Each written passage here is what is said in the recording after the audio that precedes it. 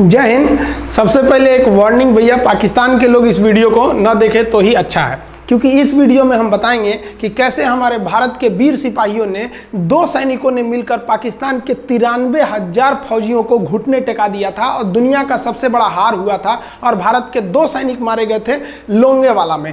हम इस वीडियो में बताएंगे कैसे PNS गाजी को डुबा दिया गया। ये भी बताएंगे कि चाइना पाकिस्तान का इतना बड़ा दोस्त बनता है, लेकिन 1971 में क्यों नहीं बचा पाया, ना चाइना बचा पाया और ना ही अमेरिका बचा पाया। इस वीडियो में हम A to Z बातें करेंगे। अगर आप इस वीडियो को कंप्लीट देख लेते हैं तो कोई भी पाकिस्तानी की हैसियत नहीं होगी कि आपसे आंखें मिला सके, इसलिए इस वीडियो को देखते रहिएगा। यदि आप राष्ट्रवादी, अगर आप भारतीय हैं तो ही इस वीडियो को देखें। पाकिस्तानी और बाहर के चाइनीज वगैरह लोग इस वीडियो को न देखें, ये उनके लिए एक तरह का वार्निंग है, क्योंकि इसमें हम भारतीय सेना के हर उस वीर गाथा को बताएंगे जो एक हर भारतीय सुनना चाहता है। A to Z उस बातों को बताएंगे। पाकिस्तानी इस वीडियो को क्यों ना देखें, तो भैया आप देख लीजिए यहाँ क्यों ना देखें, क्योंकि हम आज चर्चा करने वाले हैं इसकी, और इसका नक्शा किससे मैच करता है आप देख रहे हैं। If you don't believe then go on Google. भाई किससे मैच करता है तो आप तो समझ में आ गया, भाई बुरा नहीं मानिएगा आप लोग। ध्यान से समझिए, जब भारत पाकिस्तान का विभाजन हुआ तो उसी समय पाकिस्तान 2 भाग में था। एक इधर वाला जो एरिया है इसे हम लोग कहते थे पश्चिमी पाकिस्तान, जो मेन पाकिस्तान का एरिया है। और ये जो आज आप बांग्लादेश देख रहे हैं, ये बांग्लादेश नहीं था, बल्कि ये उस वक्त पूर्वी पाकिस्तान था। पूर्वी पाकिस्तान के लोग बंगाली भाषा को बोलते थे। पाकिस्तान के लोग इन लोगों को बड़ा भद्दे मजाक करके बोलते थे, कहते तुम लोग गधे हो, कुछ नहीं जानते हो, किसी काम लायक नहीं हो, यूजलेस हो लोग, तुम लोग छोटे हो, काले हो, मतलब उल्टा सीधा मजाक कर रहे थे। पश्चिमी पाकिस्तान के लोग इधर के लोगों को पसंद नहीं करते थे। हो गया नहले पे दाला 1970 में। 1970 में इस पूर्वी पाकिस्तान के शेख मुजीबुर रहमान चुनाव जीत गए और वो यहाँ के प्रधानमंत्री के पद के चुनाव जीत गए। अब यहाँ की आर्मी ने क्या किया, उनको शपथ ही नहीं दिला रहे थे। इसलिए 70 के चुनाव जीतने के बाद शेख मुजीबुर रहमान जब देखे कि ऐसा है, तो उन्होंने अपना भाषण दिया 7 मार्च को और कहा कि अब हम इस पूर्वी पाकिस्तान को एक अलग देश बनाएंगे जिसका नाम रहेगा बांग्लादेश। इस भाषण के वजह से आर्मी ने, पाकिस्तान की आर्मी ने 25 मार्च 1971 को गिरफ्तार करके अब पश्चिमी पाकिस्तान में अरेस्ट करके बंदी बनाकर रख दिया और यहाँ पर जुल्म करना चालू कर दिया। कहाँ पर भाई, तो पूर्वी बंगाल में, पूर्वी पाकिस्तान में, पूर्वी बंगाल में नहीं, पूर्वी पाकिस्तान में इन्होंने जुल्म करना चालू कर दिया। शेख मुजीबुर रहमान के गिरफ्तारी के विरोध में यहाँ मुक्ति वाहिनी नाम कर एक विद्रोही गुट तैयार हो गया था, लेकिन पाकिस्तान के, पश्चिमी पाकिस्तान के लोगों ने इस पूर्वी पाकिस्तान पे इतना भयानक जुल्म किया कि इस पूर्वी पाकिस्तान में, इस पश्चिमी पाकिस्तान के लोगों ने यहाँ पर 30 लाख लोगों को कटवा दिया। 30 लाख लोगों को कटवा दिया। 4 लाख महिलाओं का बलात्कार कर दिया। अपने देश के 4 लाख औरतों का रेप किया। यहाँ पे इतना भयानक वो दृश्य है कि अगर हम उसको YouTube पे दिखा देंगे ना, तो YouTube हमारे ऊपर क्लेम करेगा, भैया आप ये सब इतने भयानक दृश्य नहीं दिखा सकते। आप अंदाजा लगाइए इनकी क्रूरता का। ये अपने देश पर इतना भयानक जुल्म कर रहे हैं, इतना भयानक जुल्म किया इन लोगों ने कि शेख मुजीबुर रहमान की गिरफ्तारी के बाद इस जुल्म का नतीजा ये हुआ कि अप्रैल 1971 तक भारत में यहाँ से लोग भाग के आ गए कि भैया हम जिंदा रहेंगे तब तो, और यहाँ 10 लाख लोग भारत में आ गए शरण लेने कि भैया हमको बचाइए। तो इंदिरा गांधी जानती थी कि जब तक यहाँ शांति नहीं होगा तब तक ये लोग वापस नहीं जा सकते थे, और शांति का एक ही था कि यहाँ पे घुस के इनको मारा जाए ताकि ये पश्चिमी पाकिस्तान वाले लोग यहाँ पर सुधर सके। तो इंदिरा गांधी ने इसके लिए बात की जनरल फील्ड मार्शल मानेकशॉ से। उन्होंने सेना प्रमुख मानेकशॉ से कहा, सैम मानेकशॉ से, कि आप अभी युद्ध कीजिए, हम आदेश देते हैं, आप अभी युद्ध कीजिए बांग्लादेश पे, हम अपने पड़ोसियों को इस तरह मरते नहीं छोड़ेंगे, आप इस पे हमला कीजिए। उस समय ये पूर्वी पाकिस्तान था। मानेकशॉ ने कहा कि ना, हम हमला नहीं करेंगे। कही अरे क्यों? कहा कि आप महीना देख रही हैं, अप्रैल का महीना है। अप्रैल के महीने का मतलब बरसात का दिन सर पे है, और बरसात के समय पूरब का हाल क्या होता है, एकदम भयानक बाढ़ आ जाती है। और उन्होंने एग्जाम्पल भी दिया कि सिकंदर की फौज भी हाथी लेके आई थी और कीचड़ में फंस गई थी, कि अगर यहाँ हम लड़ जाते हैं तो यहाँ बरसात रहेगा, हम यहाँ उलझ जाएंगे, ये एरिया सूखा रहेगा, चाइना का ऊपर से एरिया सूखा रहेगा, ये हमला कर देंगे, हमको 3 ओर से लड़ाई लड़ना पड़ेगा। मानेकशॉ ने इंदिरा गांधी से कहा कि आप 2-3 काम कर लीजिए। कब तक के लिए कि नवंबर तक हम लोग युद्ध नहीं करेंगे, लेकिन अप्रैल से नवंबर के बीच में हम अपने सैनिकों को इस एरिया में लड़ने के लिए ट्रेनिंग दे सकते हैं। मुक्ति वाहिनी उसको हम ट्रेनिंग दे सकते हैं। और इसी में 1971 में हमारी जो थी भारत और रूस की एक समझौता पर हस्ताक्षर हो गया। अब हम लोगों ने पाकिस्तान को एक बारूद के ढेर पर बैठा दिया था। इंतजार था तो इस बात का कि उस बारूद में एक चिंगारी की और पाकिस्तान तबाह हो जाता। इत्तेफाक देखिए, उस बारूद के ढेर पर खुद चिंगारी जलाई पाकिस्तान ने। कैसे? तो समझिए कैसे। हम लोग का था कि इधर हम लोग ऑफेंसिव हो जाएंगे, मतलब इधर भयानक हमलावर हो जाएंगे, और इधर हम लोग डिफेंसिव रहेंगे, मतलब इधर कम हमला करेंगे, ताकि हम लोग का मेन मकसद पाकिस्तान से युद्ध नहीं था। हमारा मेन मकसद था हमारे अपने बांग्लादेशी भाइयों पर जो जुल्म हो रहा था, जो उनकी बहनों को रेप हो रहा था, इतना भयानक किया था वहाँ पर पाकिस्तानियों ने कि बाप के सामने बेटी का रेप करते थे और उसके बाद बाप को मार के कहते थे तू भी रेप कर। इतना मतलब मानवता पूरी खत्म कर दिया गया वहाँ पर। तो भारत ने कहा कि इधर हम डिफेंसिव रहेंगे। पाकिस्तान को ये खबर लग गई कि भारत ना इधर कमज़ोर है। अरे भैया, इधर हम कमज़ोर थोड़ी हैं, इधर कम सैनिक रखे हैं और इधर हम भयानक रखे हैं, तो इसका मतलब ये थोड़ी है कि हम कमज़ोर हो जाएंगे। भैया कहा जाता है ना कि सोनार के घर का कचड़ा भी बनिया के बादाम से महंगा बिकता है। देखिए, हम लोग ठंडी का इंतजार ही कर रहे थे कि पाकिस्तान ने गलती कर दिया। उसने 3 दिसंबर को अचानक हमला कर दिया श्रीनगर पे, पठानकोट पर, चंडीगढ़ पर, यहाँ पर आगरा हवाई अड्डे पर तबातोड़ हमला कर दिया।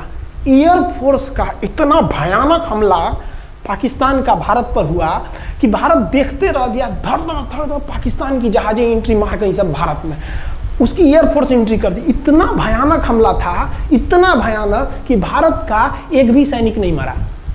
समझ रहे ना कितना भयानक हमला था। अरे भाई, आप यहाँ पर घुस जाएंगे हमारे देश में तो क्या हो जाएगा भैया? मूस मोटइयन लोढ़ा हुईन, हाथी घोड़ा थोड़े हुईन। भारत तो इसी का इंतजार कर रहा था। देहात में कहावत कहा जाता है कि रोए के रानी तले अखिए खुदा गई। भैया हम प्लाने कर रहे थे कि हमला करने के लिए कि आप हमारे पे हमला करिए दीजिए। अब विश्व का भी दबाव नहीं आएगा हमारे ऊपर कि भैया हमला तो आपने किया है, अब हम लोग छोड़ेंगे नहीं। भारत एकदम दृढ़ निश्चय कर लिया। इसी बीच पाकिस्तान को एक खतरनाक खबर लग गई। क्या थी खबर भाई? तो देखिए, पाकिस्तान को खबर लगी कि भारत की ज़्यादातर फौज इस पूर्वी पाकिस्तान की ओर डिप्लॉयड है और यहाँ राजस्थान के जैसलमेर जिला में एक जगह है लोंगेवाला। उस लोंगेवाला में केवल और केवल 120 फौजी हैं। और अगर पाकिस्तान ने सोचा कि 120 फौजियों को हम रातों रात मार देते हैं तो उस समय एयरफोर्स रात में लड़ाई नहीं कर सकती थी, इसलिए इन्होंने लोंगेवाला में एंट्री मार दी। पूरी भयानक टैंक लेकर, फौज लेकर, इन्फेंट्री लेकर, और उसको वो लोग लोंगेवाला में घुसने के लिए चल दिए। और लोंगेवाला में भारत के पास केवल 120 सिपाही थे, केवल 120, और उन पर वो हजारों की संख्या में टूट पड़े। लेकिन घबराना नहीं चाहिए, क्योंकि चींटियां तादाद में कितनी भी क्यों ना हो जाए, गन्ना घसीट के नहीं ले जा सकती हैं। लोंगेवाला में जो ड्यूटी थी उस समय कुलदीप सिंह चांदपुरी जी का। कुलदीप सिंह चांदपुरी सरदार हैं, आप देखे होंगे बॉर्डर मूवी में इनका रोल सनी देओल ने किया है। अब ये कुलदीप सिंह, ये भैया पंजाबी सिख, अब ये लोग 1.25 लाख से नीचे कुछ सोचते ही नहीं है। चिड़िया नू में बाज लड़ावा, गिदड़ नू में शेर बनावा, और 1.25 लाख नू एक लड़ावा, तब गोविंद सिंह नाम रखावा। खबर आया कि आपसे जो लड़ने आ रहे हैं ना पाकिस्तान की ओर से, वो ब्रिगेडियर तारिक मीर आ रहा है। उसके पास टैंक है, 2800 फौज है, बहुत ही तेज रफ्तार से आ रहा है। आपके पास केवल 120 जवान है कुलदीप सिंह, आप पीछे हट जाइए, आप पीछे हट जाइए, क्योंकि आपको हम ना, आप बहादुर हैं इसमें नो डाउट, लेकिन आप कैसे लड़िएगा उतनी भयानक फौज के पास से? यहाँ उन्होंने कहा खालसा सिख नहीं हट सकते, हम दिखा देंगे कि हम 120 भी उन पर क्या पड़ेंगे, भारी पड़ेंगे। इनके पास ना ही टैंक को उड़ाने के लिए कोई संसाधन थे, टैंक को मारने के लिए एक जीप पर लगा हुआ छोटा सा तोप था, और इनके पास 3 ठो माइंस लगे थे। माइंस समझते हैं आप लोग? टैंक जो होता है ना, बम, उसको उड़ाने के लिए माइंस लगाए जाते हैं। तो देखिए ध्यान से, ये है माइंस, ये माइंस होते हैं। इस पर अगर टैंक चढ़ता है ना तो टैंक ब्लास्ट कर जाता है। तब इन्होंने दिमाग लगाया। इन्होंने क्या किया, जो खाली रेगिस्तान था ना, उसमें ना आगे की ओर 3 ठो ओरिजिनल माइंस को लगा दिया, और जो खाना खाने वाला टिफिन होता है ना, 4 खंदे वाला, इसे, उस टिफिन को इन लोगों ने रातों रात ना बिछा दिया। ऐसे लाइन से, देखिए लाइन से। पाकिस्तान की टैंक आई तो शुरुआत में तो भैया ओरिजिनल माइंस था, धड़ाम से लगा, पाकिस्तान की टैंक उड़ गई। पाकिस्तान का एक टैंक उड़ा, फिर दूसरा उड़ा, तीसरा उड़ा, पाकिस्तानी एकदम डर गए सब। ब्रिगेडियर तारिक मीर कहें कि भैया यहाँ तो माइंस लगा के रखा है इन लोगों ने, एक काम करो इंजीनियरों को बुलाओ, पूरा माइंस निकालो।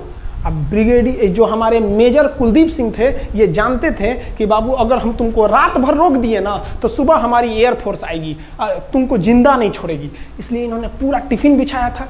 इन पाकिस्तानियों ने 6 घंटे लगा दिए उनको निकालने में। इंजीनियर आते थे तो डर के मारे टिफिन निकालते थे, अरे बाप रे बाप, और टिफिन में तो ईंटा पत्थर भर देते थे और डर के ले जाते, अरे भागो भागो भागो माइंस है माइंस है। इसको लगाते लगाते इन लोगों ने पूरी रात बिता दी। 3 बज गया। 3 बजे इनको पूरा सन्नाटा दिखा कि भैया ये तो टिफिन है, ये रेगिस्तान में ये तो टिफिन है। अब उन्होंने कहा कि आदेश दिया कि हमला करो। तो कुलदीप सिंह जो थे चांदपुरी, उन्होंने बालू के बीच में ऐसे गड्ढे बना रखे थे और अपने फौजियों को ना 2 किलोमीटर एरिया में बिछा दिया था, एक उधर एक इधर एक इधर। तो चारों ओर से फायरिंग होती थी। पाकिस्तानियों को लगी ना कि भैया हमको गलत इंफॉर्मेशन मिल गया है, 120 गो मिल के ऐसे थोड़े मारेगा सब। सोच रहा उधर से गोली इधर से गोली, धड़ाधड़ बम गोला दारू सब चल रहा है यहाँ पर। इतना भयानक कहीं कोई 120 आदमी मिल के ऐसे मारता है?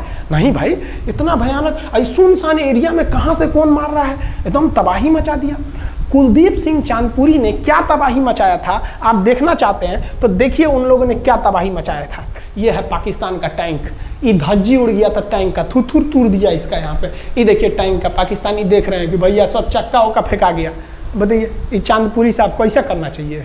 ये कोई वीडियो गेम खेल रहे हैं? मार के धज्जी उड़ा दिया। अरे पाकिस्तान बच्चा है, अपने बच्चा है, बिगड़ गया, आराम से मारिए। ऐसे एकदम धज्जी उड़ा दिए हैं बेचारा सबको।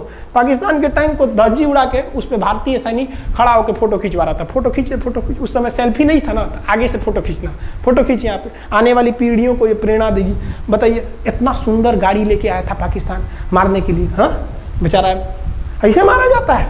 हाँ अरे ब्रिगेड मेजर साहब आप भी, बच्चा है, बच्चा को थोड़ा आराम से मारिए। देखिए इसका थोबड़ा बिगाड़ दिया गाड़ी का। ओहो, ऐसे नहीं मारना चाहिए, लेकिन क्या कीजिएगा, बच्चा बिगड़ जाता है तो धोना ही पड़ता है। ये हाल कर दिया रात भर में। सोचिए रात में इतना बुरा मारा, दिन में दिखता तो कुछ डाल रहा, पूरा एकदम भयानक तबाही मचा दिया मेजर कुलदीप सिंह चांदपुरी ने। इनके आगे कौन खड़े थे? ब्रिगेडियर पाकिस्तान के ब्रिगेडियर साहब। ब्रिगेडियर साहब को कहने लगी भैया ये तो बहुत बुरा मार रहा है सब। तब तक हो गया सुबह, और सुबह के वक्त हमारे जो हंटर जहाज थे, उस समय जो जहाजें थी वो हंटर जहाज थी। ये हंटर जहाजें रात में नहीं उड़ सकती थी लेकिन दिन में उड़ सकती थी। रात भर तक कुलदीप सिंह चांदपुरी ने ऐसा कूचा पाकिस्तानियों को, इतना कूच दिया कि भोर हुआ तो बाकी का कसर पूरा कर दिया हमारे हंटर विमानों ने। ये हंटर विमान जब आए सब तो इतना भयानक तबाही मचाए सब पाकिस्तान के जहाज़ों का कि आप हुलिया देखेंगे ना पाकिस्तान के टैंक का, ऐसे पड़ गया। ये सब टैंक पूरा तबाह हो गया, सब पूरी तरह ध्वस्त हो गया इतनी भयानक युद्ध में। 3 तारीख को पाकिस्तान ने हमले की शुरुआत की और ये 4 तारीख का शकल देखिए पाकिस्तान का। इतना भयानक धज्जी उड़ा दिया पाकिस्तान का जिसका कोई हद नहीं। पाकिस्तानियों को दुम दबा के भागना पड़ा। ब्रिगेडियर साहब भागे, कहें कि भाग भैया न तो ये सब जान ले लेगा सब। हम लोगों ने पाकिस्तान के टैंकों को अपने यहाँ रख लिया है म्यूजियम में। आज भी जाके देखिएगा ना तो इन टैंकों को डर के मारे पाकिस्तानी छोड़ के भाग गए कि भागो भाई यहाँ पर। ये 120 जवानों का जलवा था। और पाकिस्तानी कहते हैं कि हिंदुस्तान के लोग क्या लड़ेंगे? अरे भैया हम चीन पे वीडियो बनाए थे, आप पे नहीं बनाए थे, जो आप लोग हम लोग को बोल रहे थे कि पाकिस्तान हिंदुस्तानियों की औकात नहीं। देखिए अभी हम आपको औकात दिखाते हैं आपकी।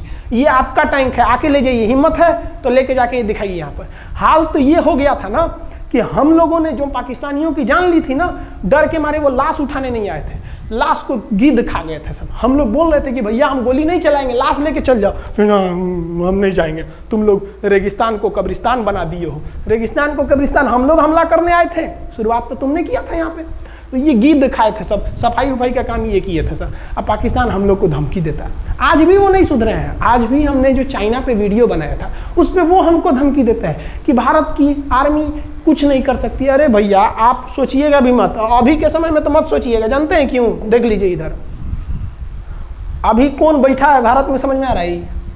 आप लोग तो पहले पाकिस्तान वाले लोग इस बात पर रिसर्च कीजिए कि इनमें ज़्यादा खतरनाक कौन है आपके लिए।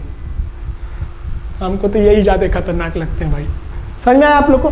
तो अभी देखिए ध्यान से, यहाँ पर पाकिस्तान ने जो हार हुई थी लोंगेवाला में, ये हार में पाकिस्तान की तो कमर टूटी और पाकिस्तान का पूरा मनोबल टूट गया कि ससुरा 120 गो मिल के ऐसे कैसे धो दिया सब, बताइए इतना भयानक धो जाता है। तो ये शुरुआत तो इन्होंने किया 3 तारीख को, 4 तारीख को हमने धो दिया। अब बचा नेवी कही कि भैया आर्मी को मौका दिए, एयरफोर्स को मौका दिए, रात में आर्मी धोई, सुबह में एयरफोर्स धोई, हम नहीं धोएंगे क्या? हम भी धोएंगे। नेवी कब पहुंची? 5 दिसंबर 1971 को कराची पहुंच गई और कराची में जब पहुंची ना तो कराची को तबाह कर दिया। इतना भयानक बम्बार्डमेंट किया कराची पर कि कई दिन तक कराची बंदरगाह पर आग लगा था और कराची बंदरगाह को तो उन्होंने ऐसा धज्जी उड़ाया जिसे लग रहा था सिंधु सभ्यता बना दिया उनको।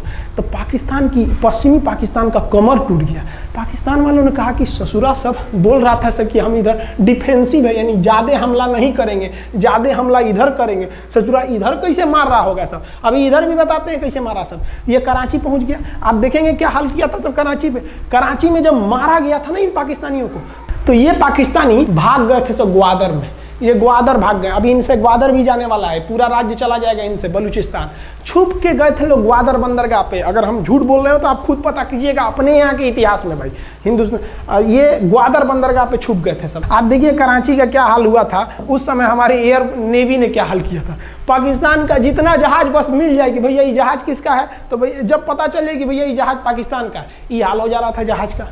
यहाँ देख लीजिए इनका पूरा ध्वस्त, भैया ऐसे मारा जाता है। हाँ अरे भाई, बच्चा को बच्चा की तरह मारना चाहिए। इंडिया की नेवी ने भी हद कर दिया, बताइए इस तरह मारा जाता है।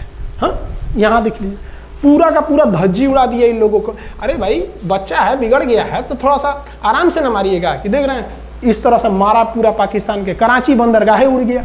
तो पाकिस्तान का तो इधर से तो पूरा का पूरा धज्जी उड़ा दिया। अभी शुरुआत हुई युद्ध के, केवल 2 दिन हुए हैं, आप दिल थाम के रखिए। अभी युद्ध लंबा चलने वाला है। 3 दिसंबर को स्टार्ट किए, 4 दिसंबर को हम लोग लोंगेवाला धो दिए, अब 5 दिसंबर को कराची। अब पाकिस्तान ने ना भारतीयों को तबाह करने के लिए, भारत का सबसे खतरनाक जहाज था INS विक्रांत। INS विक्रांत को बर्बाद करने के लिए ना इसने यहाँ से भेज दिया INS PNS गाजी को। गाजी एक पनडुब्बी थी, उसको आदेश दिया गया कि जाके मार के आओ, किसको? विक्रांत को। क्योंकि अगर विक्रांत जहाज डूब जाता तो वाकई उस समय हमको युद्ध जीतने में बहुत दिक्कत आ जाती। तो ये गाजी कैसे डूबा, इसको हम लोग एगो खराब जहाज से मार दिए। तो अब इधर समझते हैं कि जब उधर इतना भयानक धोए तो इधर कितना बुरा धोए होंगे, इसको बारे में हम लोग समझते हैं। भारतीय सेना अब पूरब की ओर क्या क्या काम की, इसको ध्यान से समझिए। ये मुक्ति वाहिनी जो थी बांग्लादेश की, वो अंदर ही पाकिस्तानी फौजियों को मार रही थी गली कुची में दौड़ा दौड़ा के, क्योंकि इन पाकिस्तानी फौजियों ने वहां पर रेप किया, मर्डर किया और इनका साथ दे रही थी इधर से हमारी इंडियन आर्मी और ऊपर से हमारा एयरफोर्स। ये तबाह कर दिए थे, इनको भागने के लिए भी जगह नहीं था। और इसी में इनका सबसे बड़ा सरदर्द बन गया था इंडियन नेवी, क्योंकि इनको जो मदद थी, देखिए ये पूर्वी पाकिस्तान है, इनको मदद जब भी मिलेगी तो इधर से ही मिलेगा। अब बताइए यहाँ से तो कोई जाएगा नहीं, बेवकूफ़ भी नहीं होगा जो इधर से मदद करने जाएगा। रास्ते में ही एयरफोर्स मार के गिरा देती थी, ट्रक वगैरह जाएगा नहीं, तो नेवी से ये इन लोग मदद देते थे। भैया यहाँ पे जो इनके फौजी लड़ रहे थे उनको खाना पीना भी खत्म हो गया था। अब इनको बर्बाद कर दिया भारत। INS विक्रांत, INS विक्रांत उस समय का बहुत बड़ा जहाज था इस साउथ एशिया के देशों का, और यहाँ से उस इतना बड़ा जहाज था कि उसके ऊपर से लड़ाकू जहाजें उड़ती थी। वो एयरफोर्स यहाँ से भी बम मारता था, मिसाइलें मारता था, ऊपर से लड़ाकू जहाजें और हेलीकॉप्टर छोड़ देता था, जो ताकि मुक्ति वाहिनी को कोई दिक्कत ना आए। मुक्ति वाहिनी मारती थी और आर्मी पूरी तरह से उसने यहाँ से हमारा विक्रांत ने चटगांव बंदरगाह को तबाह कर दिया। अब बांग्लादेश का देखिएगा वर्तमान में, उस समय तो पूर्वी पाकिस्तान था, ये चटगांव उस समय पाकिस्तानी आर्मी नेवी का एक बहुत बड़ा केंद्र था। इधर हम लोग ने उड़ा दिया कराची, इधर उड़ा दिया हम लोग ने चटगांव। अब मुक्ति वाहिनी को कोई खास दिक्कत नहीं आ रहा था।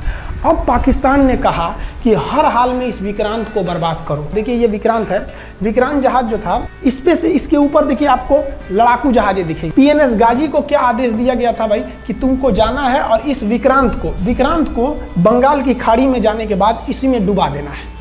अब पाकिस्तान वालों का इतना दिन तो अच्छा था नहीं, भारतीय खुफिया एजेंसी को पता चल गया कि पाकिस्तान की पनडुब्बी वो समुद्र के अंदर अंदर चलती है, उसको साइलेंट किलर कहा जाता है। पाकिस्तान की पनडुब्बी चल दी है पश्चिमी पाकिस्तान से बंगाल की खाड़ी की ओर, ये अरब सागर से बंगाल की खाड़ी की ओर चल दिया। अब विक्रांत को बचाना हर हाल में जरूरी था, इसलिए हम लोग विक्रांत को छुपा दिए, मतलब थोड़ा सेफ्टी दे के रखने लगे। और इस पीएनएस गाजी जो था, पीएनएस गाजी को देखेंगे, पीएनएस का मतलब था पाकिस्तानी नेवल शिप, पीएनएस गाजी, ये मारने आ गया किसको? विक्रांत को। इस पीएनएस गाजी को अगर कोई मार के डुबा सकता था तो वो था आईएनएस राजपूत। लेकिन ये जो आईएनएस राजपूत आप इमेज में देख रहे हैं, ये उस समय समस्या क्या था इस आईएनएस राजपूत के साथ, क्योंकि इसके इंजन में कुछ खराबी आ गई थी और ये बिगड़ गया था, और बिगड़ के इसको विशाखापट्टनम पे बनाया जा रहा था, रिपेयर किया जा रहा था, इंजन ही गड़बड़ हो गया था। तो भारतीयों का यहीं पे दिमाग काम आया। भारतीयों ने सोचा क्यों ना हम पीएनएस गाजी को खुद बुला के लाएं, कहाँ पर? विशाखापट्टनम पे। तो लोगों ने कहा कि भैया ये आएगा विशाखापट्टनम में, कि आओ आईएनएस राजपूत हमको मार दो। तो कहा कि नहीं, देखिए कैसे आएगा। भारतीयों को पता था कि हिंदुस्तान में पाकिस्तानियों के कुछ ना कुछ जासूस होंगे और वो पाकिस्तान को पल पल की खबर दे रहे होंगे। भारतीयों ने क्या किया, आईएनएस विक्रांत के जितने भी अधिकारी थे उनसे कहा कि आप लोग अपने अपने घर फ़ोन कीजिए कि हम विशाखापट्टनम आ रहे हैं, तुम लोग हमको छुट्टी मिला है, विशाखापट्टनम में 10 दिन रुकेंगे, हमारे लिए तुम लोग खाना पीना अच्छा से बनाओ। लड़कों से उन लोगों को खबर खिला दिया। विशाखापट्टनम में जितने मछुआरे थे उनको कहा गया कि आप लोग हट जाइए, बहुत बड़ा जहाज आने वाला है, बहुत बड़ा जहाज विक्रांत आ रहा है, यहाँ पे आप लोग खाली कर दीजिए, आईएनएस विक्रांत आ रहा है। यहाँ पर क्या किया गया, ऑर्डर दिया गया, बहुत सारे फल, सब्जी, अंडा, ब्रेड, कि भैया ये इतने बड़े जहाज के लिए जा रहा है, 6 महीने का खाना चाहिए। ये खबर आग की तरह फैल गई पाकिस्तानियों को। अब पाकिस्तान में खबर लग गई कि भैया आईएनएस विक्रांत यहाँ नहीं है, आईएनएस विक्रांत विशाखापट्टनम पे है। अरे बकलोलवा, विशाखापट्टनम पर पीएनएस गाजी की मौत यमराज इंतजार कर रहा था, आईएनएस राजपूत। ये गधा जो था पीएनएस गाजी, ये मुड़ गया किधर की ओर? विशाखापट्टनम की ओर। और विशाखापट्टनम पर चुपचाप शांति से खड़ा हुआ जहाज आईएनएस राजपूत इंतजार कर रहा था। तो पानी के अंदर अंदर आओ, ये अभी बाहर निकला हुआ है, पानी के अंदर रहती है। और आईएनएस राजपूत देखा कि ये आ रहे हैं, वो आईएनएस राजपूत को मारता कि इससे पहले ही आईएनएस राजपूत मार के तबाह कर दिया पीएनएस गाजी को। पीएनएस गाजी पर को डूबने के बाद पाकिस्तान को बहुत बड़ा सदमा लग गया। पाकिस्तान को यह एहसास हो गया कि अब हम कभी नहीं जीत सकते हैं, क्योंकि ये पीएनएस गाजी अमेरिका से खरीदा हुआ एक बहुत ही शक्तिशाली पनडुब्बी थी जिसे कोई डुबा नहीं सकता था, और हम लोगों ने उसको इस जहाज से डुबाया जो जहाज खराब हो चुका था, जिसका इंजन खराब था। भारतीय सेना का मोराल पूरे 7वें आसमान पर था और पाकिस्तानी दिन पर दिन बर्बाद हो रहे थे। अब पाकिस्तानियों को लगा अब क्या करेंगे, तो पाकिस्तानियों ने अमेरिका में फ़ोन किया, भैया आप कुछ कीजिए। तो अमेरिका ने ना यूएनओ में मुद्दा उठा दिया, यूनाइटेड नेशन ऑर्गेनाइजेशन, इसकी जो सिक्योरिटी काउंसिल है, सुरक्षा परिषद, इसमें कह दिया पूर्वी पाकिस्तान पर जुल्म कर रहा है, मार रहा है। तो रसिया उस समय हमारा साथ दिया, कहा कि तू देर जानता है जुल्म कर रहा है, भारत जो कर रहा है सही कर रहा है, हम इस प्रस्ताव के खिलाफ में वीटो करते हैं। वीटो अगर कोई देश, 5 देश को वीटो है, इस पर अलग चर्चा करेंगे, अगर किसी ने वीटो कर दिया तो वो प्रस्ताव रद्द हो जाता है। तो पाकिस्तान की एक और उम्मीद यहाँ पर अपना दम तोड़ दी। अब पाकिस्तान कहा अमेरिका से कि भैया आप ही हमको बचा लीजिए। तो अमेरिका ना पाकिस्तान की ओर से भारत पर हमला करने के लिए अपना सबसे खतरनाक जहाज भेज दिया, 7वां बेड़ा। देखेंगे 7वां बेड़ा को, अगर इतना भयानक था 7वां बेड़ा, ये अमेरिका का साथ अकेले चलता ही नहीं था, इतनी पूरी फौज के साथ, नेवी के साथ चलता था। ये किस लिए आया था? विक्रांत को डुबाने के लिए, और इसका साइज विक्रांत से डबल था, इसके आगे विक्रांत नहीं टिक पाता। अब इंदिरा गांधी भी टेंशन में रह गई। ले, तब उस समय इंदिरा गांधी को याद आया कि भैया हमारा एक और तो हम समझौता करके आए हैं, अगर अमेरिका पाकिस्तान का साथ दे सकता है तो रूस से हम भी तो समझौता करके आए हैं। तो भारत ने रूस को कहा कि भैया अमेरिका इतना भयानक 7वां बेड़ा भेज दिया, आप हमारी मदद कीजिए। तो रूस ने कहा टेंशन क्या लेते हो, देखो हम बोलते हैं। रूस ने परमाणु पनडुब्बी भेज दी और रूस ने अपना 40वां बेड़ा भेज दिया। आप देखेंगे ये रूस का 40वां बेड़ा है, ये अपने भारी भरकम जहाज़ों के पूरे ग्रुप के साथ चल दिया, कहा कि चल भैया देखते तुमको कौन मारेगा भारत को। और अमेरिका को सीधा कह दिया कि भैया विक्रांत पर अगर आपने हमला किया तो ये हमला हम रूस पर हमला मान लेंगे। यहाँ पर खड़ा था भारत का विक्रांत और उसकी सपोर्ट में खड़ा था रूस का 40वां बेड़ा। और रूस ने यमन से अपनी एयरफोर्स को भी कह दिया था कि भैया तुम भारत की देखभाल करना। तो भारत की सुरक्षा के लिए इतने लोग, और अमेरिका अपना 7वां बेड़ा लेके यहाँ मुंह देख रहा था, और ब्रिटेन ने भी अपने ईगल नाम के बेड़ा को भी भेज दिया था। तो ये 2 लोग हमारे खिलाफ आ गए थे लड़ने के लिए कि अब बताइए, हम लोग बांग्लादेश की भलाई सोच रहे थे और अमेरिका का 7वां बेड़ा और रूस का ब्रिटेन का ईगल हम लोग के खिलाफ था, और हमारा अपना विक्रांत और रूस की एयरफोर्स और उसकी 40वां बेड़ा हमारे साथ थी। ये पूरी तरह से बाउंड्री बना दिया था 40वां बेड़ा। 40वां बेड़ा का कहना था कि भैया हमारे जहाज पर ऑटोमेटिक मिसाइल लगी है, तुम अगर इधर आओगे तो हम मार देंगे तुमको ऐसे ही। रूस ने अपनी सारी पनडुब्बियों को ऊपर उठा दिया समुद्र के ऊपर, ताकि सैटेलाइट से और दूसरी निगरानी से देखा जा सके, और यही हुआ भी। वो लोग रूस के इतने खतरनाक जहाज़ों के ग्रुप को देखकर घबरा गए, इतना घबरा गए कि ब्रिटेन ने कहा था we are too late. Britain का ईगल बेड़ा अमेरिका के 7वां बेड़ा से कह रहा है गिरे उधर मत जो, बहुत देर हो गया है, वो पहले पहुंच गया है रूस, अब मारेगा वहीं तबाह हो जाओगे यहाँ पे। तो 7वां बेड़ा ने धमकी दिया कि हमारे जहाज में परमाणु बम लदे हुए हैं।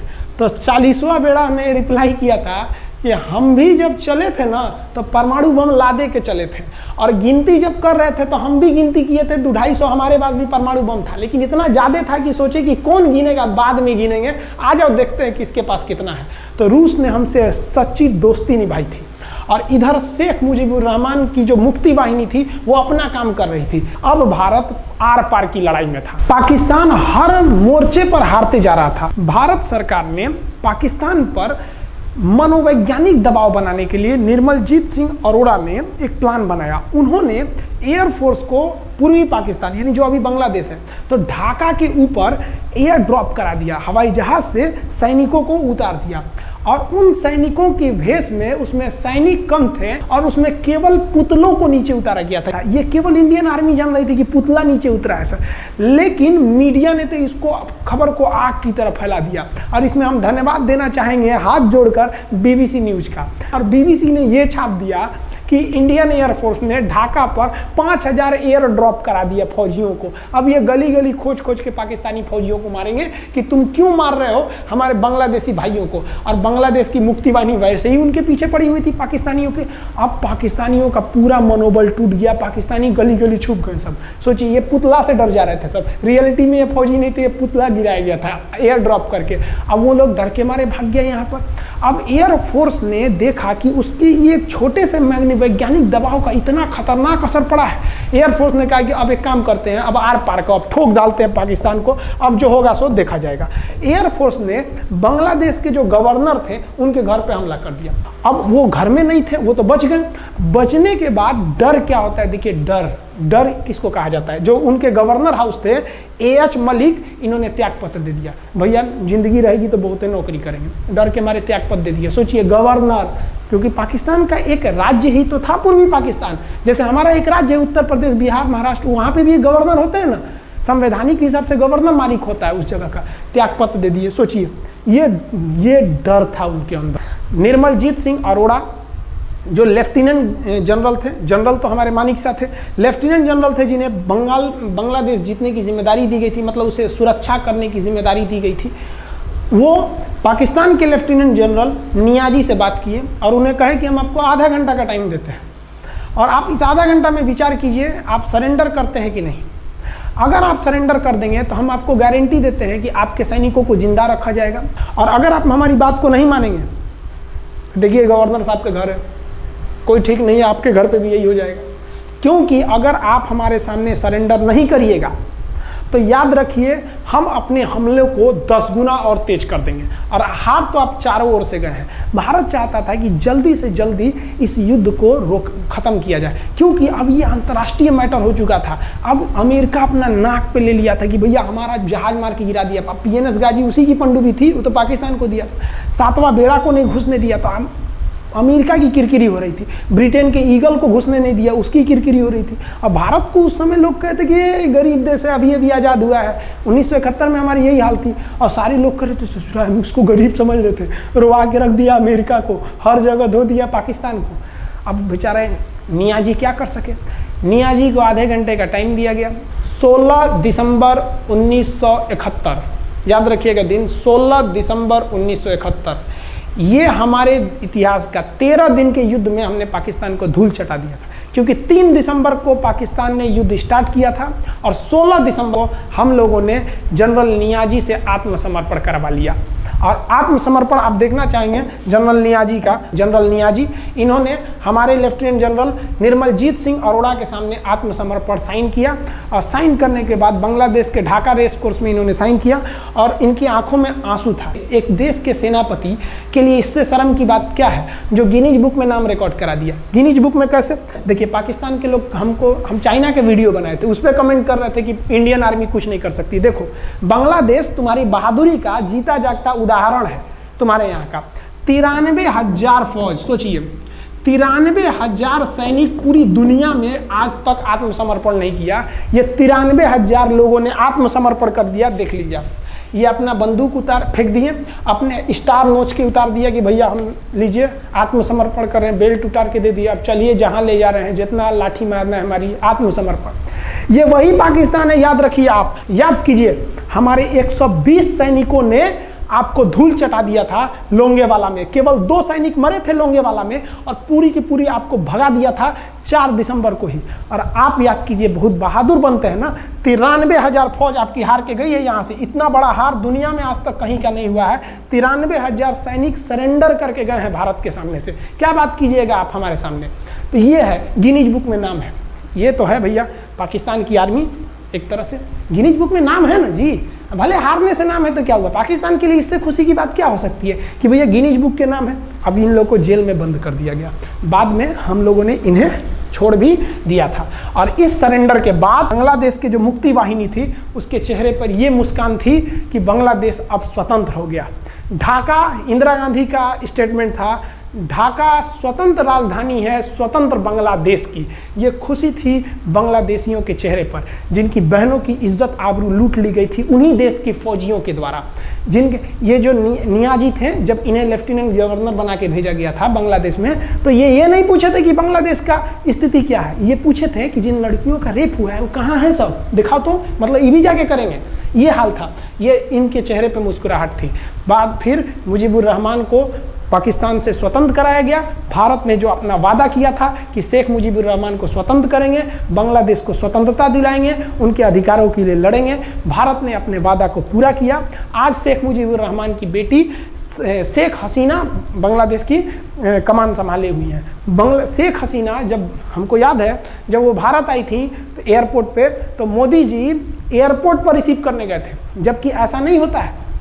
शायद ही बांग्लादेश की प्रधानमंत्री को पूरी दुनिया में कोई बड़े देश का राष्ट्रपति रिसीव करने जाए, प्रधानमंत्री रिसीव करने जाए। तो भारत अपने पड़ोसियों का इतना ख्याल रखता है, चाहे वो नेपाल हो, भूटान हो, सबके साथ। अभी हाल फिलहाल में नेपाल के लोग थोड़ा गुस्सा हैं लिम्पियाधुरा काला पानी को लेके, लेकिन ऐसा नहीं है कि हमारा नेपाल के साथ कोई खराब रिश्ता है। हमारा नेपाल के साथ रोटी और बेटी का रिश्ता है। बांग्लादेशियों के साथ हमारा बहुत ही अच्छा संबंध रहा है। आज हमारे बांग्लादेश के साथ बहुत ही मधुर संबंध है। और बांग्लादेश को जो पाकिस्तान के लोग कहते थे ये किसी काम लायक नहीं है, ये वाले भाई लोग पाकिस्तान से आगे निकल गए। आज इनका मलमल का कपड़ा, जूट और पाम ऑयल पूरी दुनिया में फेमस है। जहाज़ों की मरम्मत में, मतलब जहाज के रिपेयरिंग में बहुत आगे निकले हैं बांग्लादेश के लोग। आई होप आप समझ गए होंगे। इस युद्ध के बाद अगर भारत चाहता तो भारत पाकिस्तान के पश्चिमी भाग को भी कब्जा कर लेता, क्योंकि यहाँ तो हम लोग हराए ही थे। उनके 93,000 फौज तो हम लोग जिंदा पकड़ लिए थे। हम उन्हीं को कह देते बंदूक लगा के कि कश्मीर खाली करो, हमारा यहाँ से वापस जाओ।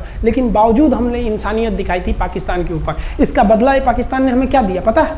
26/11 हम संसद भवन पर अटैक, तो कभी अमृतसर में अटैक, कभी मुंबई में बम ब्लास्ट, कभी 26/11 का हमला, ये सब हुआ। हम चाहते तो उस वक्त भी जीत सकते थे, ये पाकिस्तान वाले आप जो कहते हैं कि हम बहुत बहादुर हैं, भारतीय सेना हमारा क्या कर सकती है, तो भारतीय सेना की रहमो करम पर आप लोग जिंदा थे, वरना 1972 में ये जो सेना थी ना 71 में, आप लोग को कहीं का नहीं छोड़ती। आप हिंदुस्तान के व्यूवर्स आप लोगों से भी कहते हैं कि एक लाइक तो बनता है इस सैनिकों के लिए, हमारे लिए नहीं, हमारे इस चैनल के लिए कभी नहीं कहेंगे कि खान जी रिसर्च सेंटर चैनल को आप सब्सक्राइब करिए, लाइक करिए, हम ये कभी नहीं कहते हैं। लेकिन हम ये जरूर कहते हैं कि आज एक लाइक बनता है हमारे इन वीर सिपाहियों के लिए जो आज भी सेना के लिए डटे हुए हैं। और ये पाकिस्तान इस पर कमेंट करते हैं। हम आप भारतीयों से कहते हैं, आप हिंदुस्तानी हैं तो इस वीडियो को जितना से ज़्यादा शेयर करना है आप शेयर कीजिए, ताकि आपके बच्चों तक को ये पता चल सके कि हमारे सैनिक कितने बहादुरी हैं, कितने बहादुरी से लड़े थे हमारे सैनिक, कितने बहादुर हैं।